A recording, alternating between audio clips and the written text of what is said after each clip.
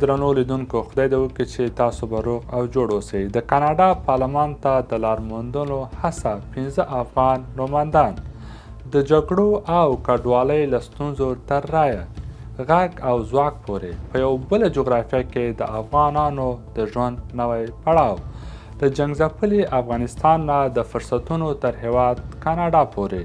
نن 15 افغان کاناډایان د دغه هیواد د مقننه تصمیم نیونکي مرجع یعنې پارلمان ته د ننوتنو په هڅه کې دي. دا یوازې د هغوی شخصي نه، بلکې دا د ټولنې، یو نسل او یو ملت غږ دی. د دغه مستند یو بل دا دلیل وړاندې کوي چې رایه یوازې کاغذ نه، بلکې یو ځواک دی. په دې ځانګړې خپرونه کې هڅه شوې څو خپلو افغان ورونو او خویندو ته د 15 هغو افغان شخصیتونو په اړه معلومات وړاندې شي چې د کاناډا د پارلمان څوکیو ته نوماندان او د قانون د جوړولو د دغې لوړې مرجع ته د لارموندلو په تمه دي. د کاناډا د فدرالي ټاکنې چې په روانه اپرېل میاشت کې ترسره کېږي، 6 ګوندونه د پارلمان د څوکیو ترلاسه کولو او واک ته د رسېدلو لپاره سیالۍ کوي. وروستۍ ارزونه ښیي چې لیبرال او محافظه‌کار ګوندونه د دغه سیالیو مخکښان دي.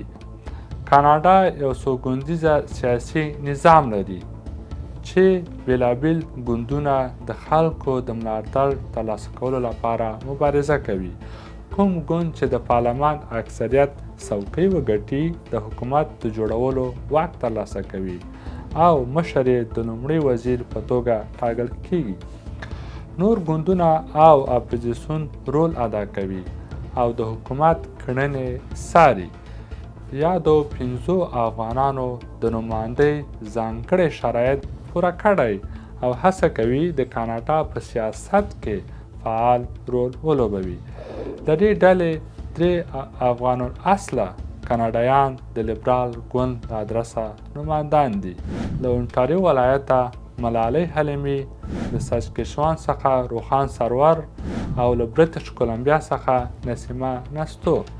د اونټاریو له ولایت څخه له ادرسه هینا مسجدي له ان ډي پي د ډیموکرات ګوند او علي بهمن نوماندان دي. د یادونې وړ ده محافظه‌کار ګوند تر دې دمه کوم افغان بیکګراونډ لرونکی نوماند نه لري. په کاناډا کې زرګونو افغانان اوس د دغه هیواد د سیاست برخه دي. رایه ورکول یوازې حق نه دی، بلکې یو مسؤلیت دی. او کله چې افغان کاناډایان د دې هیواد انقلاب رامنځته کوي، لکه روخان